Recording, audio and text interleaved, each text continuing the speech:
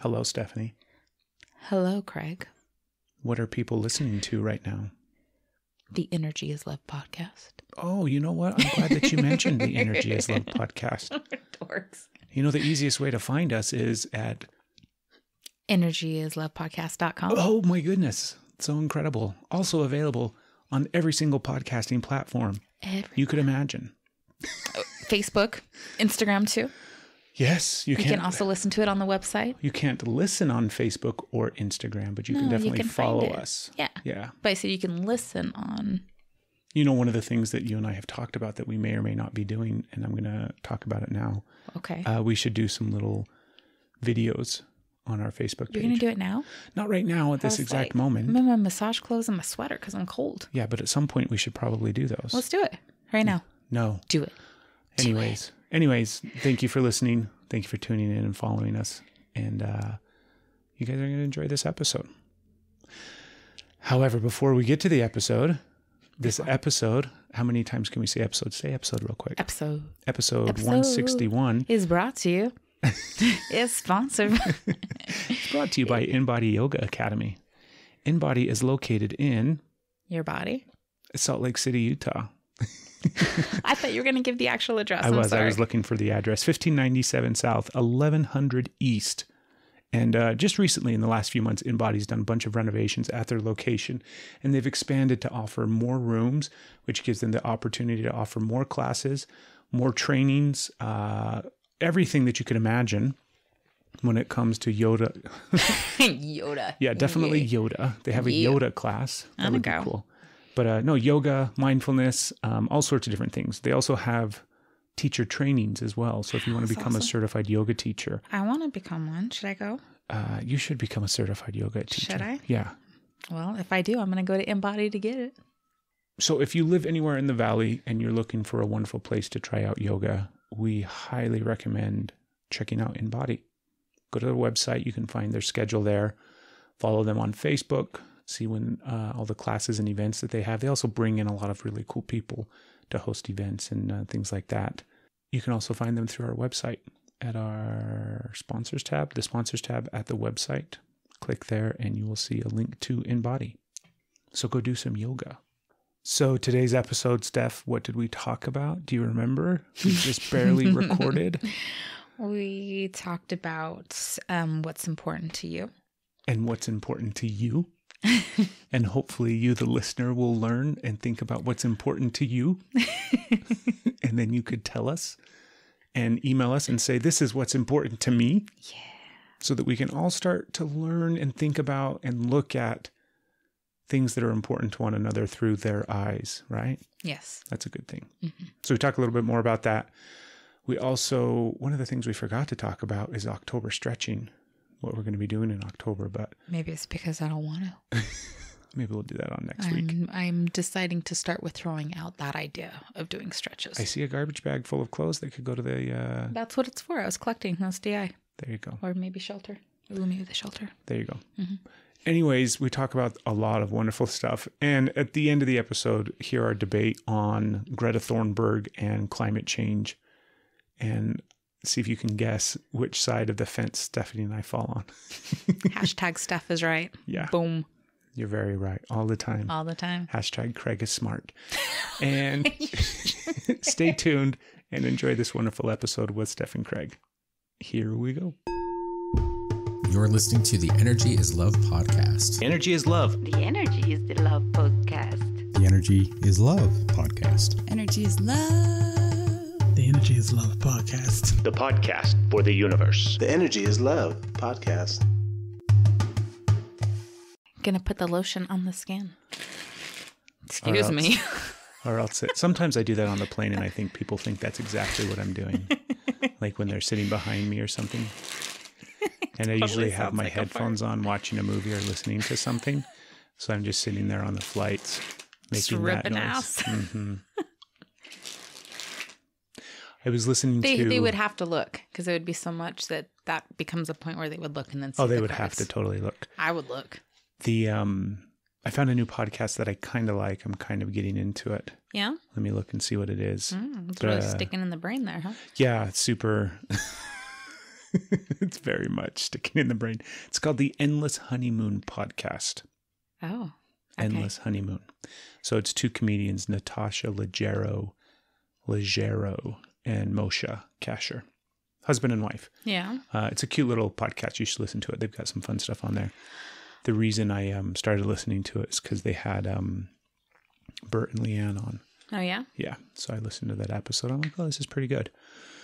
But in the reason I'm bringing it up, because you talked about my farting cards, Moshe, his parents were deaf.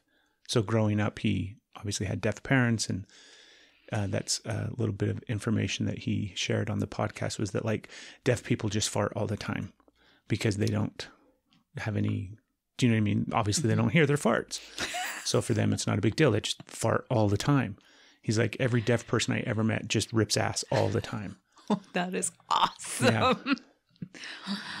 Oh my gosh. There you go. I would. Interesting things you learn on a podcast. Yes. I would adjust. I would probably giggle at first, but then I would adjust. And it's not because I'm rude. It's just because I find farts funny. Unless it's during a massage, in which case my clients, not me, like somebody didn't edit out before, then it's just like it's the energy moving and it's cool. But if I was in a room, deaf people, and they were just ripping ass, oh my God. I would have fun. I would laugh the entire time. I don't find farts funny. I do. Like, it's not that I find them, I don't find them like rude or, I'm not like, oh my gosh, just so flabbergasted when somebody farts and disgusted. I do at the kitchen table. Yeah, I don't that irritates me. But I'm also not like, fart. Do you know what I mean? Okay, well, I'm the juvenile because sometimes I do find farts funny. Unless I'm getting farted on, which happens with these children that shall go unnamed. Yes. Nobody can guess who we're talking about. We've never mentioned them before. The children. I don't like to be farted on. Children of the corn. But otherwise, I find them funny. Especially if the person dishing it out has an adverse reaction, like they're like really surprised and embarrassed. So they're like, then and they get surprised by their own fart? Oh my gosh, yes. And then I laugh. Yeah. I'm not disgusted. I laugh. It's funny. Farts are funny. There you go. We're done. Thank you for listening. And tune in next week to find what else bodily functions we find humorous. Oh, wow. Okay. I don't know. You brought up the farting. You didn't. I did. You did. I did. You did. I was talking about deaf people farting. I was doing my card shuffle. I just said, excuse me. And because I find it funny. Yeah. Pardon me. Okay. Yeah, I guess I did start that then. You're welcome. That totally sounds like a fart. See? Let's see if I can do a slower one. Sounds like your butt's giving an applause. That's straight up butt cheek clapping. See? Good afternoon, beautiful woman of mine. Good afternoon. I was thinking... Oh, excuse me. Hello. Majesty. I was thinking, I don't remember when we recorded last. Oh. Even though we had the episode last week. I think it's because we've hardly seen each other. I know. You have a busy, busy husband. I do. Unfortunately. So in the last 2 weeks, is it 2 weeks? Maybe 3 weeks? Mm-hmm. I've been to North Carolina, Idaho, New York, Denver, Alaska, and then tomorrow I fly out to Florida. Yeah. Is that 6 fucking places? Mm-hmm. Oh, God. Oh, sweet Jesus. This is why I think you should be okay with when I cancel plans when you're only home for a day. Yeah. Instead of getting all sad that I'm canceling plans with other people. Yeah. No, I am okay with that. I miss you. I miss you too. I just feel bad. I know, but I miss you. That's a lot of traveling. It is a lot of traveling. Mm-hmm. And so I don't want to be gone when you're home. I don't want to be home. I don't want. What? I don't want to be gone. You just about said I don't want to be home. Like, podcast over. This is a fight. Like, what? Was that a Freudian slip? Not at all. Not in the slightest, I promise. For reals, don't give me your look of like, I'm really giving looking you for... looks. You have a look that is like... Yeah. Looking for the I'm lie. paying it. I'm watching. I'm looking. Because you wear it. Like right now with your distraction, you're like, look, I'm going to be cute and distract her so she won't see it. Oh, yeah, Is this look at your the card. Oh. Yeah, you dropped the card, huh? No, I love being home. You know that. I told you that last night. You just wish you were home more than a day at a time? Absolutely. I wish I was home for like weeks at a time instead of fly in to wash some clothes and give the wife the old how to and then fly back out. The old how to. That's not the right term. What is that right? Get the old how do you do? I don't know. I do just fine, thank you. I'm glad we do that when you come home. I am too, Like you come home for some amazing sex so you don't go blind, and I'm okay with that. Yes. Yeah. And then back I can on a plane and then hurry up and run home to get some more. I have to fuel up. Yes. In between traveling trips. Well, you have to keep me at top notch too. Otherwise I start to get ornery. I get headaches. Like I'm not a fun person to be around if I don't have. It's all feeble and weak. It's a mess. I haven't really. had my cum. I'm so tired. It's my fuel. So yeah. Oh, thank you. It's how we keep each other alive and sane in the world. Oh, you're so cute. I need to quit talking to my clients about this podcast because after that conversation, I don't want anybody that I work with to hear that. No, I just got you'll be super fine. You'll be fine. If you're one of Stephanie's clients, you're welcome. This is why. No, never mind. Okay, then we got to change the subject. Okay. I'm uncomfortable. Okay. Hashtag edit. I was going to say something. Oh, last week, Bubbles. Yeah? Huh? Bubbles, the episode that we did last week, Bubbles. Yes. What stood out or afterwards when you thought about it? Because I'm sure you thought about it a lot because we usually spend copious amounts of time thinking about these episodes that we record. Anything else that stuck out to you in your mind? Well, it's been a busy week. You haven't been home. I've been busy. Mm-hmm. I've been running and doing things. And it wasn't last week that we recorded. No, we recorded a while 2 ago. weeks or 3, something like that. So It's do you been busy. remember the episode? I don't. Remember we talked about, I went on my big long tangent about New York and LA. You don't want to be so set on, you want to know what gets you going. You want to know his passion. So it's not, you don't want to be set in your ways. You want to hear other people and what they, yes. You want to learn. Yes, that was beautiful. Yes, I remember now. I want to hear, I want to find out what's important to other people, what's important to them. They're passionate about. I loved that. I'm so glad we got to that. Yes. No, I didn't mean it the way it sounded. Do I? I was going to ask you, what's important to you? You're important to me. Okay. Your counsel and plans that I've had for months important to me. Well, I can definitely draw attention and become familiar with that. But you're important to me? Yeah. Yeah. You're important to me. What else? What else is important to you, Steph? What else is important to me? Family. Family's important to me. I like what I do. I like what my line of work, you can say, is, even though it kind of sounds funny calling it work, because I enjoy it, but it is work. Tell me what you like about, what you like so much about massage. Massage and all the other things that I incorporate. Yes. Legal, that sounded terrible. Incorporate. I especially like my real-time grammar checker right here. It's don't conjunction junction. Yes. What's School of Rock? What's your It's not School of Rock. That's Jack Black. Yeah. What was the old Saturday morning cartoon? I don't know. I was too busy Schoolhouse having Rock. a life. Schoolhouse Rock. That's what it is. Okay. You didn't hear my slam. Yeah, I did. Jerk store. Sorry, I was poor white trash that ate King Vitamin on the floor watching Schoolhouse Rock in the living room. I was poor white trash too. I just didn't have parents that let me watch the cartoons. They didn't let me. They took the TV over. I never watched a cartoon in my life. Okay. Stupid parents, you hear that? Just kidding. Go back to why That's not massage true. and everything else that you do is so important. Why it's important to you and what you enjoy about it so much. I like being able to... I like helping. I like helping in a real way. And not that other ways aren't real. I don't like talking about it because I struggle with words. I like doing instead of discussing the doing, which is great for somebody to do a podcast with, right? Like, words are hard. We're going to do a live massage right now for this episode. I won't talk.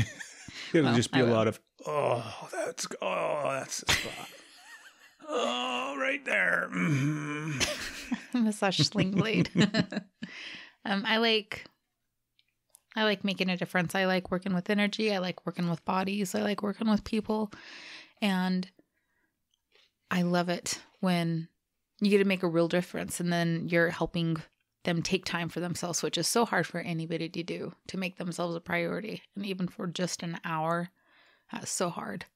It is so hard. You are completely caught up in all the things you have to do. So I love that they've helped themselves by making time for themselves. And I want to do the best that I can in that moment. And when the massage is over or the session's over and they're just like, oh, that was wonderful. I feel so much lighter. And they're just like, you see them take those physical big breaths. It's like, yes, I love it. You're really good at it too. You are a hell of a massage therapist / energy practitioner / body worker / what else? What other labels? What other oh, you said labels. Could we use to describe all the wonderful things that you do? Screw the labels. I'm not a label person. You're just a good woman, babe. Thank you. And you're good at what you're passionate about. Thank you. I love it. What else? Anything else that's important to you that I could learn about? That you could learn about? You know me. I do know what's you. important to me. It is important to... I've been 100% focused on helping women rise up and helping women be seen and heard and also feel confident and worthy and know that they deserve to be seen and heard. And I have now had so much awareness brought to the men, the little boy portions of how much it can't just be like all one or the other. So now I'm a people riser. What do you mean? I'm going to go into this a little bit more. Okay. I have been... You've had awareness in regards to like the little boy inside of grown men Mm-hmm. and how they need to be seen and heard as well. Mm-hmm. And acknowledged and loved and allowed to feel and allowed to receive comfort and give comfort and guidance without... guidance with love instead of with destruction. And so much of it is what it feels. Every mistake is a punishment. Every feeling, like every time, it just seems like, I don't know. It seems like if they are connected with themselves and with their feelings, then that is a punishment and that is a crime and that is beaten out of them physically, emotionally, all the ways. And to where they are just, it's just really sad. And then you have these grown men that have adapted to the way that they have been taught to live. And then they're now ruled as monsters because... So I don't have much more. Yeah. I'm full of compassion now for that and can see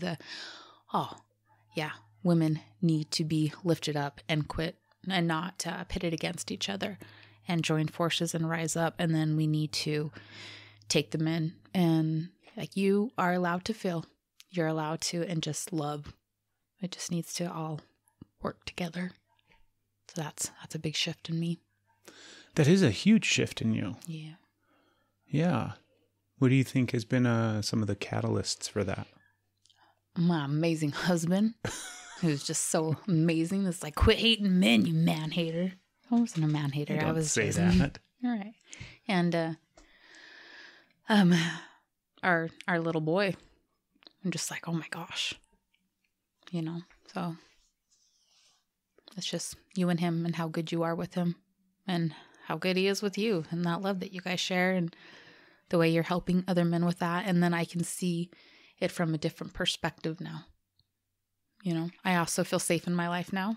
And that's not something that I've ever had. And it took me a while to even realize, we've been in this life for a while, but I haven't realized that I was safe in it because I just am used to not being safe. So you don't recognize it when it's there.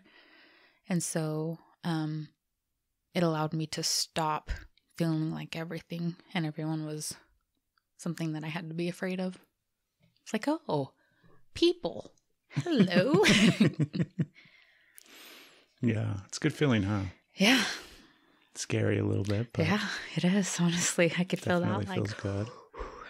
It's total rush. That's way cool, baby. Yeah. So what's important to you? I also thought of that after we recorded that episode 12 years ago, and then I edited it. And after that episode last week, I thought about that. What is important to me? And it's not to say I don't know, because I know what is important to me. But when I think of that, because I envisioned myself asking other people that question, right? To try to figure out and learn more about other people, but not even like them as an individual, but like what do they find important? What is important to them, right? Fucking cards keep falling. I keep on falling cards. And I don't know. I don't know what is important to me outside of like some of the things you talked about. Like obviously you're important to me, our family, our children, connection is important to me. Do you know what I mean? I like healthy connection with people, with friends and things like that. But yeah, I was thinking about like in the context of some of the shit that we were talking about last week with like movements or, societal changes, or it seems like the tide is turning and shifting this way in regards to where culture is headed. And so I was trying to think in those terms and what some of that stuff, what would be important to me. I'm going to pause for a drink. Okay. While you pause for a drink in your thoughts, can I break down that question just a little bit, which may help? Absolutely. And you don't look at it as such a big, this is my lifelong question. What is important to me? This is my quest. Maybe just look at it as for you and everybody else, because everything's always changing. Whoa. You got a ribbit in your throat. Excuse me. What's important to you today? Good point. Yeah, good point. I'm going to throw my shoes. I was thinking that way in regards to like big things, and what's important to me today is going to be important to me tomorrow. And I think that by and large, those things are probably very, very, very common across the board, right? Mm-hmm. With everybody. And it's going to be the stuff of like my family and my loved ones. And, those are the important things that are going to be important to me 60 years from now. But today, or present moment, oh boy. See, I don't know. I run through that. Like, I think, well, global warming. Is global warming important to me? Not really. What about on a local level? Like what's taking place in our small little town, right? Because those things have massive effects on us in our everyday life. And I'm like, not really. Oh, that a trigger for me. There's some things that just went down that I'm really unhappy about. In this little town of ours? In this little town of ours. What went down? We already did a podcast on it. So on our little town? Yeah. Well, not our little town, thank God, but in general, but it's what's brought up. For instance, our kids being safe is very important to me. Yes. And there's things that you have to do. Like, go ahead. No, you go ahead. Yeah, guns. Yeah. Yeah, and school shootings. That's important to me. Mental health is important to me. Yeah. Mental and emotional health is very, very important to me. And not just for myself and for my loved ones, but I see that as a systemic issue across the board that is one of the really like 1, 2, or 3 base issues that we could address that would have enormous change across culture. Bettering our emotional and mental well-being and health. And not just bettering it, but like really changing. I have to tell you, this is going to blow your mind. Big tangent, here we go. But let's do it. This is important to me, this whole thing that I'm about to talk about in mental and emotional health. So recently, I was in Denver for the Float Conference, and I got to hang out with the guys from DreamPod. And David works for DreamPod, those of you who know anything about DreamPod. I think we probably have some DreamPod listeners just because of... Anyways, so I was talking to a good friend of mine, and he was explaining to me, because every time those guys come over from Asia and they're just like flabbergasted that there's homeless people on the street, right? that's so bizarre to them. They commented on it when we were in Portland at the Float Conference, and same thing when we're in Denver this year. They're like, they can't believe that there's just homeless people. And not only that, but like crazy people wandering the streets, because downtown Denver has those, you know, the people that are wandering around yelling at themselves or screaming, just those regular run-of-the-mill crazy homeless people that us in America are super used to. But from outside of the country, they're not used to it. So this friend of mine, and we had this conversation because he was like, what, like, how does that happen? And I'm like, what do you mean? How does that happen? Like, it didn't make sense to him why that is allowed to be that way, why people are allowed to just be crazy wandering the streets, because he comes from Germany. So get this, this is what happens in Germany. Okay. I gotta take a deep breath. I realized I was holding my breath as I was trying to talk so quickly. But in Germany, for whatever. Apparently we're high today. My Germanies. I missed that. Yes. If you have some sort of issue, whether it be mental or physical even, but for this purpose, like we're dealing with mental illness, let's say you start to have some mental illness that pops up. Maybe in your late teens, early 20s, you start to show some signs of being schizophrenic or having some issues. Maybe you have some suicidal thoughts, or maybe even have some suicide attempts in high school. They take you, not like in a scary... Yeah, I'm really scared where this is going. Not in a scary German way that we would think. But no, you go to the doctor, and initially it's like the physical doctor checkup. And then when it's obvious that it's a mental health issue, then you go to the therapist or to the psychologist or to the psychiatrist or whatever is needed, right? And then you just go until you get help and treatment. Period. Do they have universal health care over there like, too? Period. Is that why? Like, you just go until you're better. That's beautiful. How do people pay for it? It's free.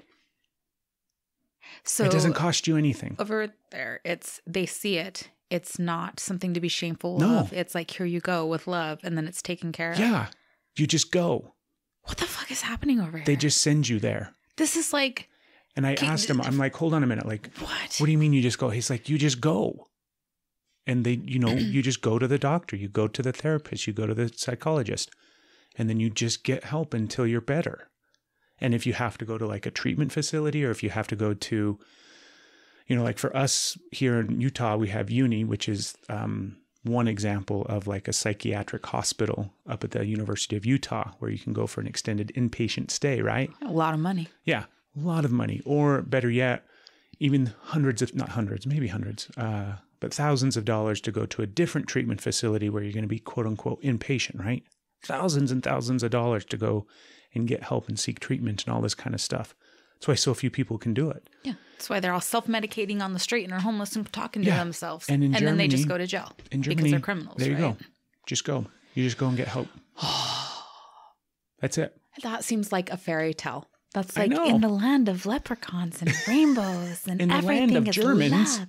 This is what happens. We're like, seriously? That's like... Yeah. He was explaining that to me, and I'm like... So you guys are both just like shocked and awed at each other's lives. Yeah, because then I tell him what happens here.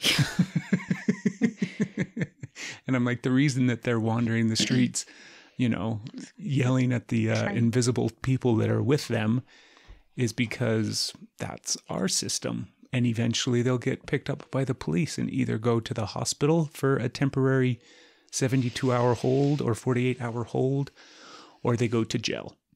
And then eventually they just go right back to the street. A land of opportunity. Yeah. He always gets a kick out of the fact that he can just like walk into 7-Eleven or Walgreens or CVS or whatever and walk out with like 500 pills of ibuprofen. They don't have ibuprofen though? They have ibuprofen, but you have to go to the doctor to get it. And it's doled out like kind of like a prescription. Seriously? Where they would give you 10 or 20 pills or whatever. Okay, we are taking way too much Tylenol and ibuprofen over here then. Yeah. So, well, no wonder, because it also jacks up your livers and kidneys. So, big pharma. I remember last year when I was at the Float Conference, he was also talking about being like just shocked about the commercials. he was watching. He's like, what is all of this, the prescription commercials that would come up, and he's like, all the side effects. Yeah, all the like, drug commercials. What the hell? Why would you want to take that? Like, I don't know, because that's America. And we keep everybody sick and down and then act like it's land of opportunity. By the way, nobody can get in here. Yeah. So I am passionate about mental health. I am too. That's an important thing to me. And I think they go hand in hand. Your mental and emotional health are so intertwined with one another, as well as your physical health. But I think I was going to say, I think we're doing a good job with our physical health in this country, but we're not. Obviously. We're not. You know, all the ingredients in our cheap ass, crappy food that is affordable for the most part is outlawed in so many other parts of the world because it is so unsafe. But here, it's like totally fine. Yeah. Why are we here? You know, we're here Thank because you for everybody that's kept us free. That's not it's wonderful. It is.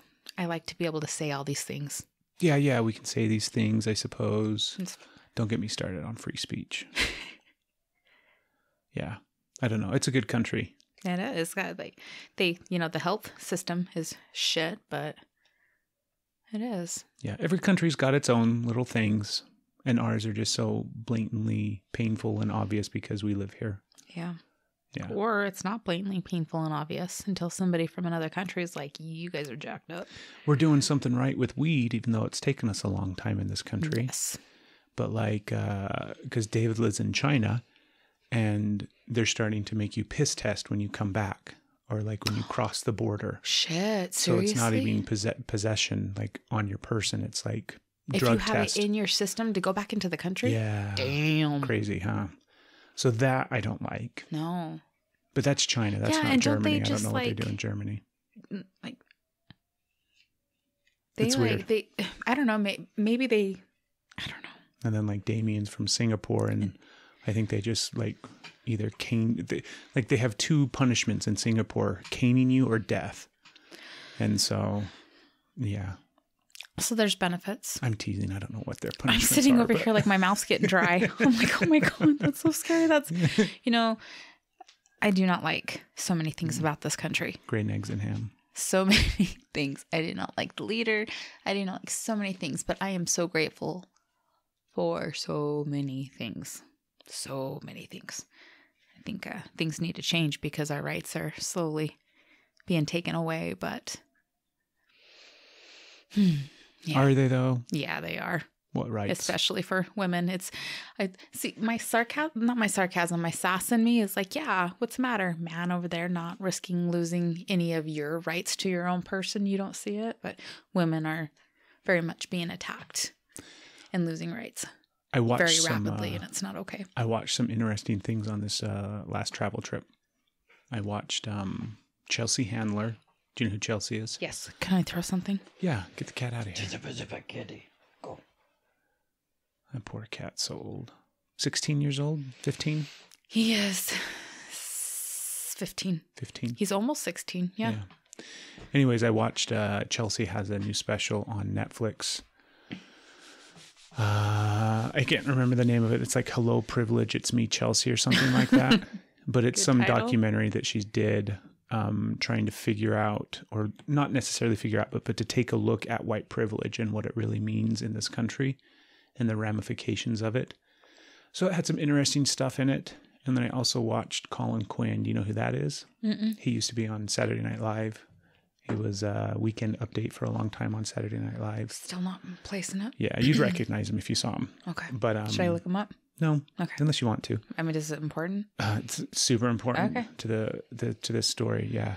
All right. No, his Can his Netflix special is like the state of red and blue. I don't remember what it's called, but it's his take on this country right now and the diversity, or not the diversity, but the split between the red and the blue states, and also those two camps and all sorts of different stuff. But he had a lot of really funny and interesting takes on things.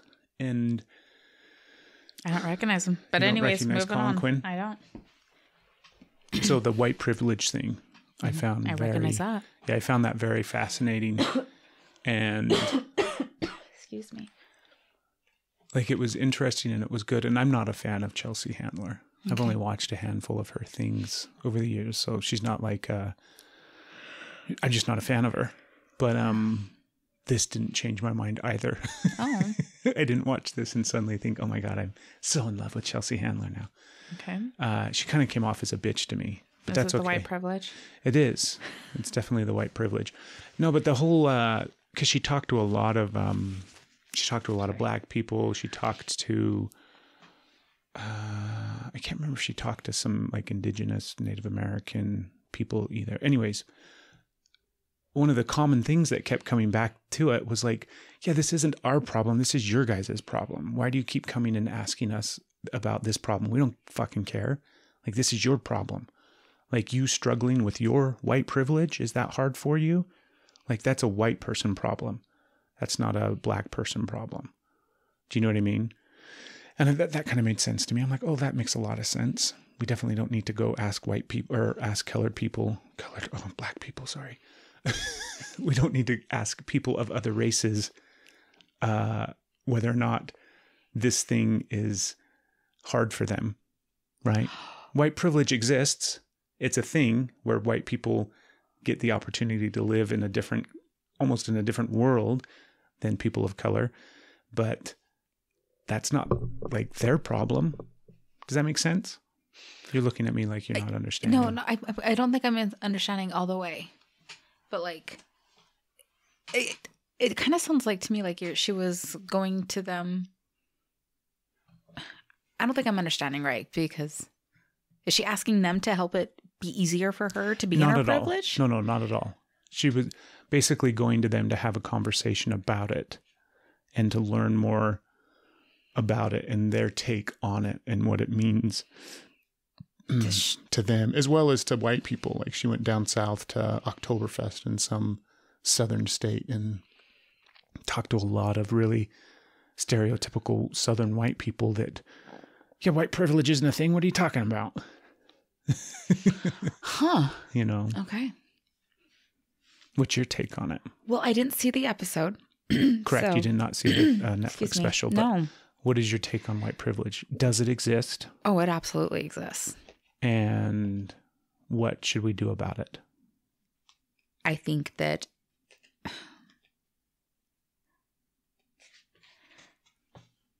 what should we do about it? First off, we don't have to sit and talk about this because No, I don't really care. I totally want to, but it's so hard. Like, that question is hard because, like, oh, here, you want me to come up with steps, and here's all these things, and we should do this and this to equal the playing field. And I think it just comes down to stop being a fucking punk to people, and everybody's equal, and then that's what we should do about it. Is enough's enough, and people are people. I don't feel like there should be steps. And so we have, I just realized I haven't told you this funny story, and it totally ties into this conversation. So this happened also when we were in Denver at the Float Conference. And it was one of the nights when we were done and we went out to dinner, and then we were walking back to the hotel, and we stopped at a 7-Eleven to get like snacks and water and stuff. Okay. So we're there, we're in line, and it's a big long line. And the guy behind the counter is this black guy. Mm-hmm. And he was very, how to describe him? It's almost like he was like playing the character to an extreme because there was a bunch of white people in line. And so he was making comments about how, like, I don't even remember exactly, but it was very, very weird, and it was very, very uncomfortable, because it's not to say he was making it uncomfortable, but he was commenting on like cause this whole time he'd have like this running dialogue where he was like talking to us, mm-hmm. you know, the person that he was checking out or whatever at the cashier, but he wasn't really talking to them. It was more or less like he was on his soapbox, and he was just monologuing to all of us that were in line coming and going. And it was all types of stuff of like how white people, you know, would cross to the other side of the street when they saw a black man, or if they, you know, how we're always afraid of the black man, but yet here we are in this 7-Eleven and we just hand over our credit cards to this black guy, right? Where normally we'd be threatened or afraid or scared of him. Or he was very, very much like trying to get, it seemed like he was trying to get a reaction from the audience, which was just the people in the cashier line and the checkout line. And it came time to where I think I was the last person in line, and David was in front of me, and David goes up and he just starts in on David. And it was all sorts of like how stupid white people are to a certain extent, right? He didn't outright say that, but that was the theme that he was kind of the tangent that he was on. And David handed him his credit card, and he took it and put it in his pocket. And then like sat there and commented, like came back out, and he's like, you know, you white people will just hand over your money. You won't even think twice about it. Like you'll just hand somebody your credit card and not even think twice about it, blah, blah, blah. And then David starts talking to the guy, and David's obviously got an accent, right? And the guy was like, oh, wait a minute. Like, you're not some dumb white American. You're clearly somebody from another country. So I have way more respect for you. And then gives him back his card, and everything's fine and whatnot. And then like it came time for me to check out, and he continued along this path of whatever he was trying to get his point across. He didn't take my credit card though. Not that I was going to let him take it at that point. But it was very weird. It was very, very strange, because it was like that's a good example or a good explanation of what it was. He was like up on stage monologuing to all of us as we were coming through his checkout line. And it was like he was trying, I think, to make us all feel uncomfortable, because in my mind, he seemed like he was kind of using his position as the cashier at 7-Eleven as some sort of opportunity, I guess. I don't know. It was very, very strange.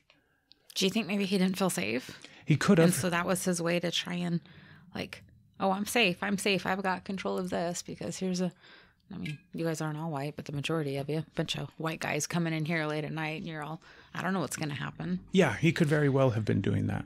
Maybe he was blowing off steam from a really shitty day. Maybe he just had a really bad, or maybe he was just being a jerk. I don't know. Could have been any number of things, right? I don't know. I wasn't there. Yeah. Maybe Chelsea should go talk to him. Fuck. Yeah. It's what we need is a white woman walking around talking to a bunch more people. Excuse me? That part might get edited out of the podcast.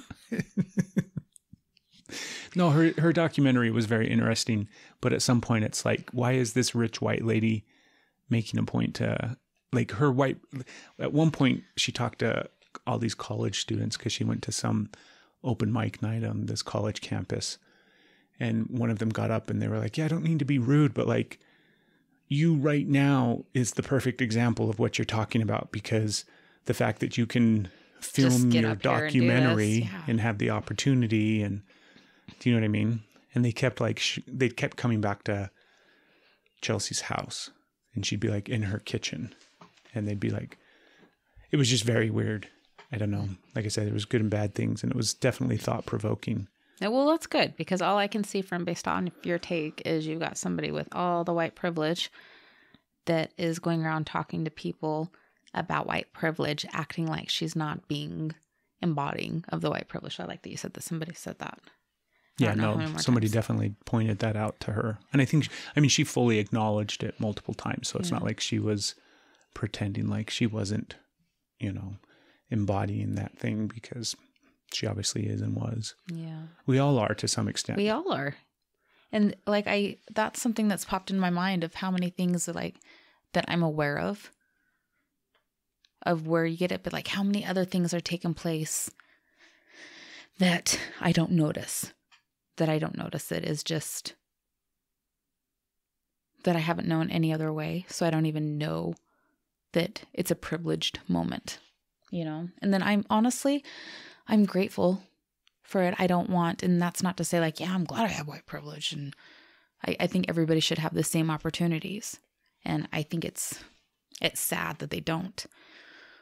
But I can also see the ways that, I don't know how to say this without sounding horrible. I'm grateful for what I have, but I want to do great things with it instead of just soaking it. That makes sense, babe. Yeah. Yeah. You're grateful for the life that you have, and you don't want it to be for naught. Yes. Yeah. I was driving home the other day and Asher was talking about how the mountains were just so beautiful that they didn't even seem real. Like he thought he was in the Truman Show because it was just so beautiful. Which, how beautiful is that? Yeah. So that was also the day that they had the freaking lockdown drill because, this is our beautiful life. By the way, you might get shot today. So that's great. Oh, that upset me so much.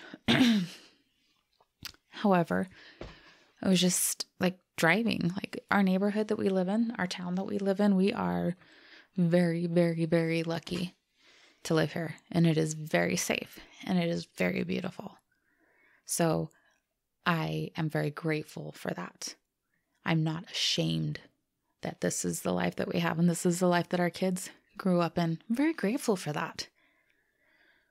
But I am sad that not everybody has that. I want everybody to have that. But I'm grateful that we have that. Yeah, but not everybody wants that. Do you know what I mean? I think everybody, especially when you start having children, you want your kids to be safe, right? Yeah. But that doesn't necessarily mean that you want to come live in Podunk. Yeah. Rural nowhere, right? You want your kids to be safe wherever you are. Yeah. Like a big city, whatever. Mm-hmm. Just because I like mountains, so I'm grateful for the mountains. People that love the cities, they should just be just as safe. I agree. So it's like everywhere, no matter what, desert, mountains, ice, all of the land. Ice. Let's say you're just in Alaska. Yeah, I mean, if you're Stark and you live up north, then you should be safe up there as well. Yeah, watch out for the White Walkers. You're cute. People shouldn't be the problem. But we are. We are the biggest problem. Are we though? Yes. We're the biggest problem? Mm-hmm. So how do we fix that? Your mental and emotional health. I 100% believe that if everybody had the help with that, and if everybody on this planet was living from their hearts, everything else would fall into place immediately. I believe that. That is a belief. That is a core belief. That is a deep down 100%. I know this to be true. Living from their hearts, though. Everyone. But see, your definition of that is going to be different than somebody else's definition. I don't think so. I think other definitions are coming from the head, coming from the ego. I think if everybody's living from their hearts. I think you would have a lot of people that think that they are very heart-centered people that are living from their hearts and believe that abortion is bad and that we need to take that right away from everybody. And that is a But they're doing it based off of judgment, which is not in a heart place. But they might argue differently. They might argue that they're doing it from a place of love because they care about that unborn child. Are they being cruel to other people? Are they being accepting and loving to the person that is considering that? But if they're trying to just take that right away permanently, then I would say no, they're not. So many people go around saying that they're coming from their hearts, and it's bullshit. So I still you realize don't. I'm being. I do. It's proven my point. They're not coming from their hearts. Whether you're for as whatever. we see it. I think that if you're coming out in anger and trying to control somebody else and trying to decide something for somebody else and coming at them with judgmental, you should, you shouldn't, then it's not from your heart. But we're doing the same thing. We're saying you should and you shouldn't. I'm saying people should come from their hearts. Oh, you're right. I guess I am. You should. Yeah. Heart. So I think I think heart's very important. I'm not minimizing. I think it is very, very important. But I think like if we could just instill like one thing, like the thing that instead of like God bless America or, you know, whatever we want to teach kids from a very early age in elementary school, right? Yeah. Like proud to be an American. It should be like, we're all the same. You know, like we're all the same. We're all the same. Every concern that I have, the person that, you know, lives on the other side of the country or in South Carolina has the exact same concerns, right? We're all trying to pay bills. We're all trying to be happy. We're all trying to keep our kids fed and watered and we're all the same. Making sure that they grow, you know. That's a heart-centered thought. Yeah. But Prove my point. how cool would that be if that was like, We're all the same. yeah, if that was the thing that we just hung up above the chalkboard, even though we don't have chalkboards anymore. But I know, right? There's some people that don't even know what that is. what a chalkboard is? Yeah. Do you remember? I remember taking the erasers, not just smacking them and getting all the chalk dust off, but you used to collect the erasers and then go down to the library, and they had an eraser cleaner.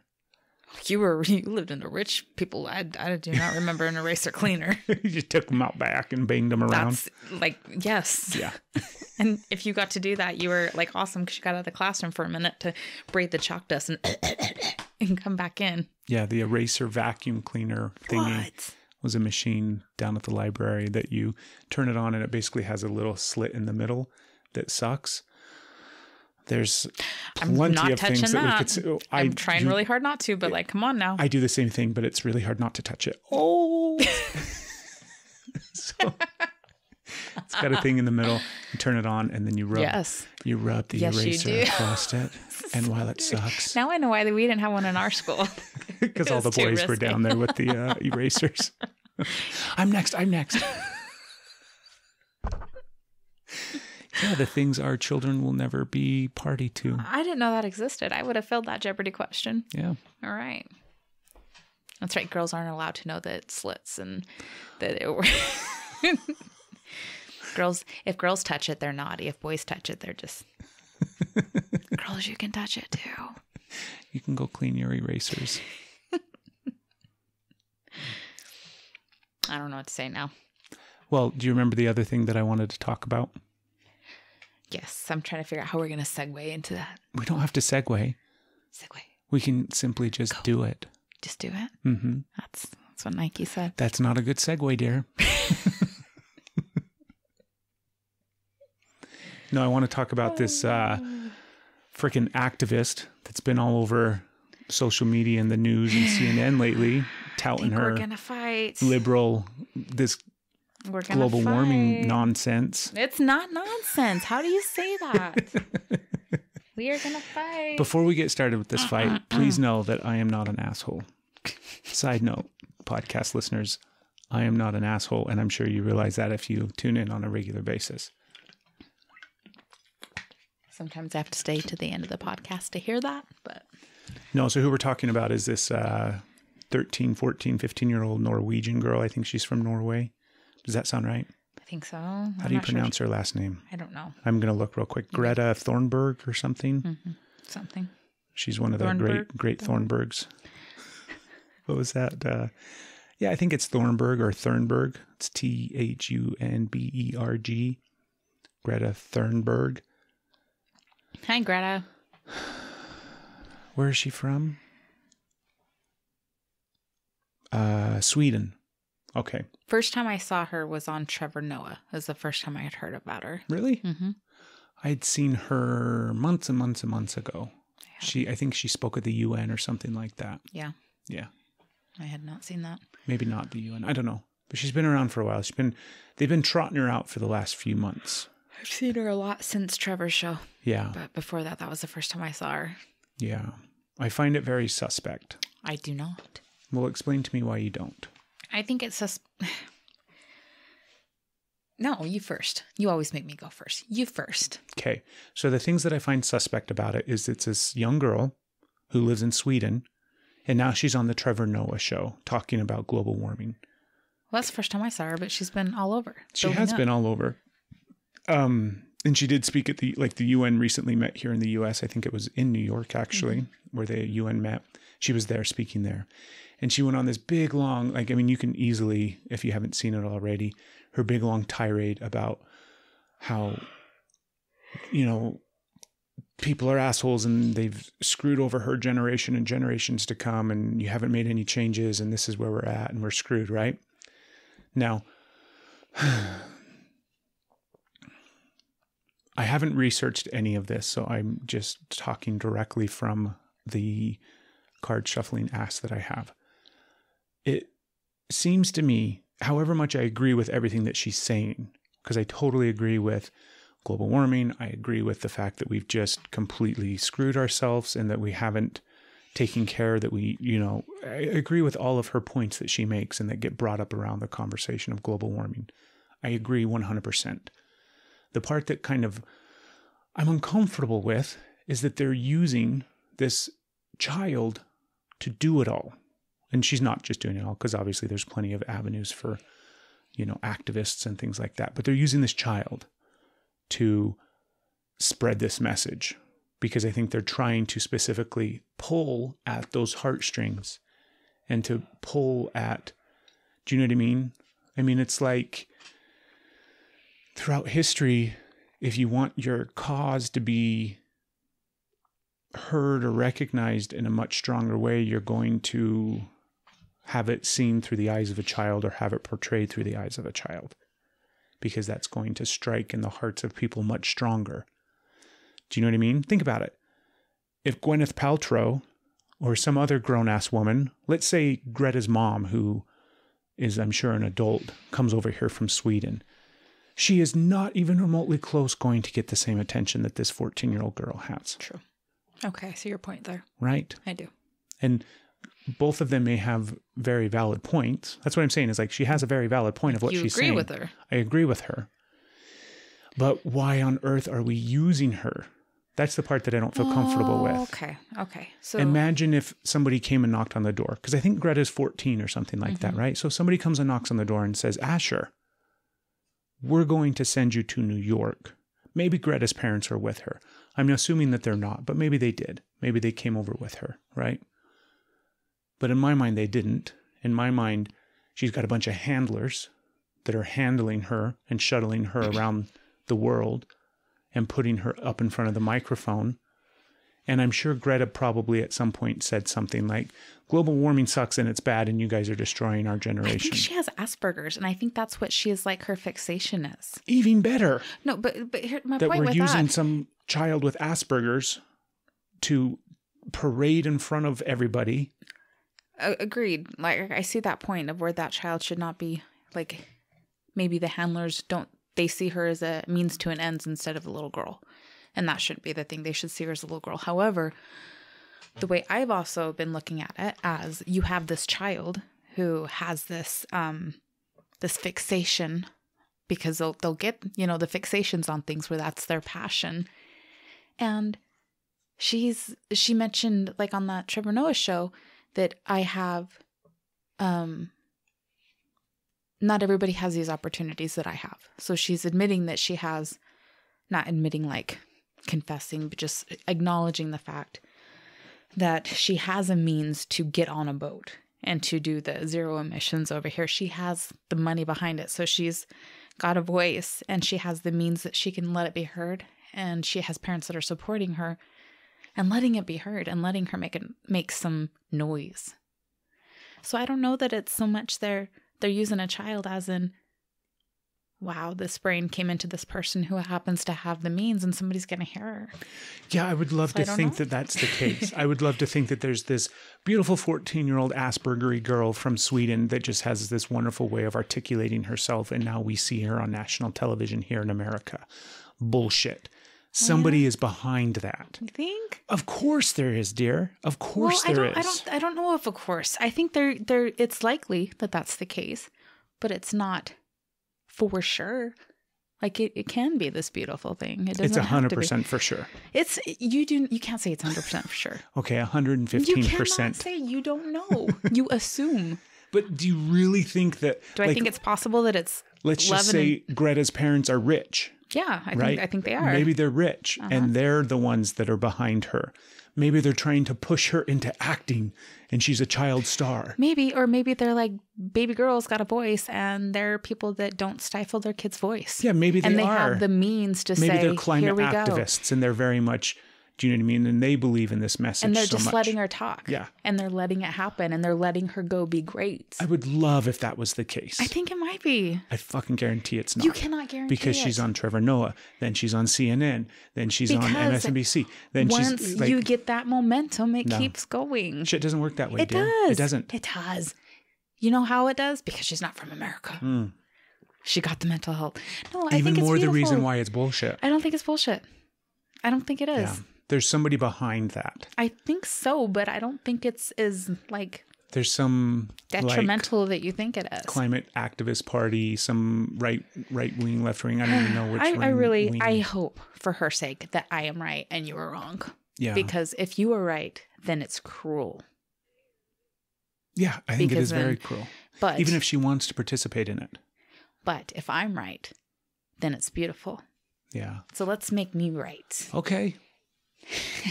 And then we can wake up. Hey.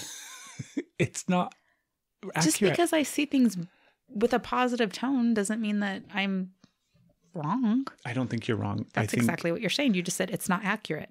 Well, yeah, your idea that somehow she's just, it's this beautiful idealistic thing where this girl from Sweden is just funded herself across the world to spread her message. Funding herself. I'm just saying that she wants to share this. You see, when she talks. So where did the money come from? Like probably her parents. Okay. I'm assuming. I don't know. That's fine. We can just stop there. Or what if it is this like climate group that is heard her using talk, not using her as a spokesperson. Kind of. What if she's the spokesperson for anti global warming? Even if that's the case. Is she having fun? What if her family's getting paid? What if they are? You know? What if she's not having fun? Okay, if she's not having fun, then that shit needs to stop. If she's not doing it because she wants to and she's not having fun, then it needs to stop.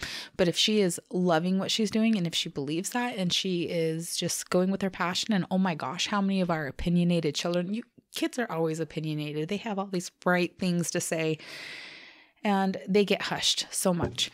So she's an opportunity that she's not dropping her cards all over the place. Shut up. And she gets to talk and it's funding and her parents are getting paid for it so she can continue to go and she's doing what how beautiful is that? That's beautiful.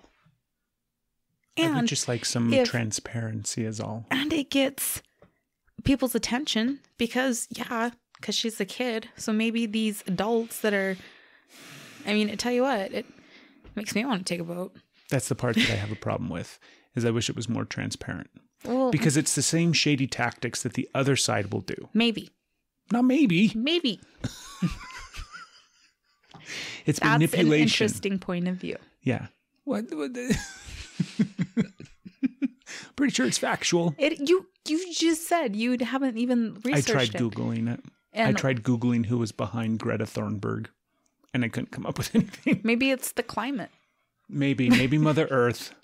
Maybe it's Gaia came to her in Sweden and said, "Dear Greta, we need you to go to America." That's Gaia's voice. So no, I just have a problem. That's all. I think I find it it just leaves a bad taste in my mouth. Well, maybe that's instinct. Maybe this girl is not being allowed to be a child. Yeah. And that's not okay. Well, I have a pretty... this is one thing that I have come to realize more and more and more and more and more and more and more, even though I knew it already, but I have a pretty damn good bullshit detector. Not even damn good. My bullshit detector is so finely tuned. Well, I want you to be wrong. That it's just it's silent but deadly. I can still pick up on it and be I know who's fucking spreading that bullshit. Okay, so how many things have you let me get away with then? What are you talking about? I mean, I'm never full of bullshit, but there's times I fucking bullshit you. Yes. So how often do you let me get away with things? Every now and then. God damn it. Seriously. Sometimes. Now I'm going to sit here and panic and be like, what does he know? You're cute. Seriously, let's bring some attention to this. Give me a bullshit of mine. Call me out on something. Let's see how good it is. No, most of the time it's obvious and you giggle and laugh about it and we just kind of move on. Most of the time we don't really need to go into it all that much. I am. Because it's not that big of a deal. Sometimes it's really hard for me to keep a straight face. I get uncomfortable. Yeah. Okay, but what about when I sell it? What about when I sell it and then I stick to my guns? Can you think of a time that you've done that? Yes, hold on. Do you want to out yourself now? If I could think of something, I so would.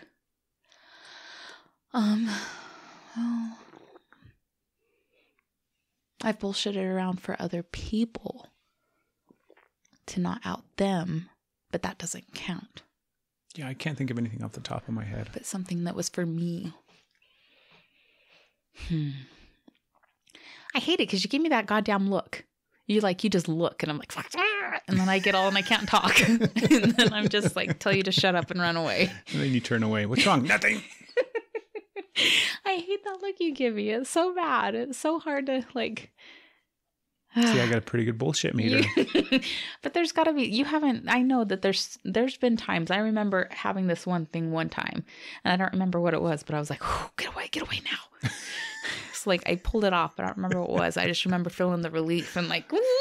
Oh, you're cute. But I don't remember what it was. I wish I did. It was probably something stupid like, who ate the last piece of cheese? I'm like, I don't know. We had cheese in the house? What are you talking about? Oh, I so want to have something and be like, ha ha, your bullshit detector is not. Well, it's not always on. Yeah, you're right. It's not. When it turns on, though, it's pretty damn fine-tuned. Well, it's also judgy. It is very judgy. So. You're correct. The bullshit detector is very much. And sometimes you're wrong. Sometimes you think the kids are full of shit and they're not. See, that for me is like, no, maybe not on that one thing. Because I can feel it. Maybe not on the one thing that we are addressing in the moment, but they're definitely full of shit. Well, they are full of shit, but there's so many times you think they're full of shit. This is probably just going to make up for the 5 that they got away with. So we're just going to go with it anyways. Because I'm like, okay, I believe you. And you're like, no. So last thing before we wrap up, I want you to tell the listeners and share with a little bit more. I love your face. You're like, oh shit, what am I telling them? Your first solo ice bath. Oh, I already put it on Facebook. It's fine. I don't have to talk about it. Well, I'm pretty sure Barb doesn't follow you on Facebook. She does. It's called Barb Heart Stuff.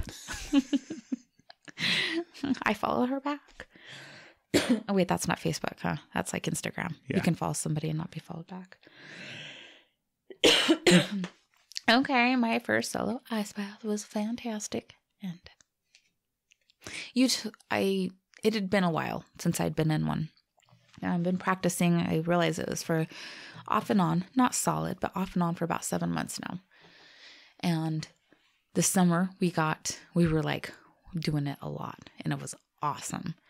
And then I stopped. I got a cold or something, and I didn't get in it once. I felt like I wasn't supposed to get in the ice. And that whole, like, I don't know how many people really know the saying, you got to get back on the horse, or if it's just a small podunk. No, people know that saying. I feel so silly. I did not get back on the horse, and then I became very afraid of it. And then you got in again, and I was like, nope, I can't do it. I'm not doing it.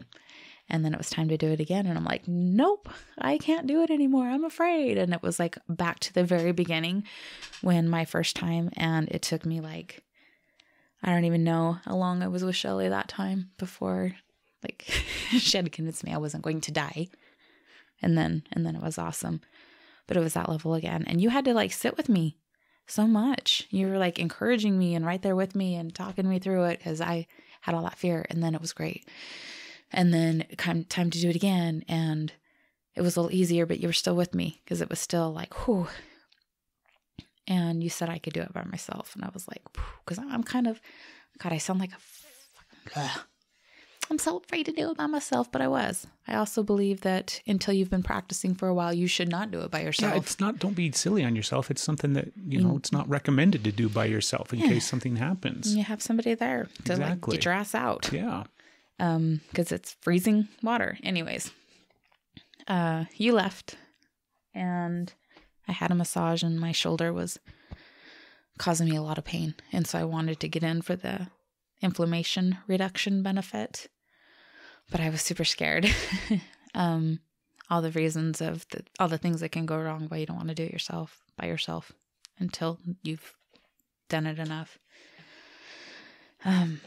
But I just did it. I just decided I was going to do it. And I just did it.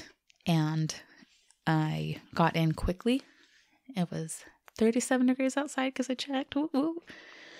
I got in quickly and I felt that panic start to build up. And it was like had awareness that I'm here by myself. Like nobody even knows that I'm getting in the ice to like check on me.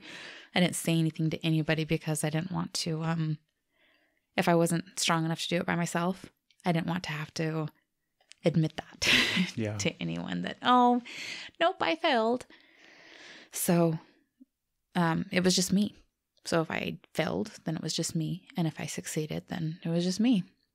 But I knew I was going to do it, because once you decide you're going to do it, then you're going to do it. And I just got in, and that panic started to come up a little bit. And I just like, oh, I have to be calm. I have to be calm. And then I went super calm really, really fast. That was the fastest that I have ever went that calm, and started to get warm. I like settled into it so fast. We should clarify, like, when you mean by get calm, like there's a spot after you do this ice bath shit for a while where you kind of can get in and just very quickly control your breathing, slow down, calm down, instead of like the whole, oh fuck, okay, oh shit, okay, fuck, shit, ice, oh god, yeah. Yeah. So the opposite of that. Yeah. You got that space real quick. Yes. Very, very fast. And then it was beautiful. And I just sat there, and either the neighbors never hear me, or they are very, I don't know, patient or afraid of us. I don't know.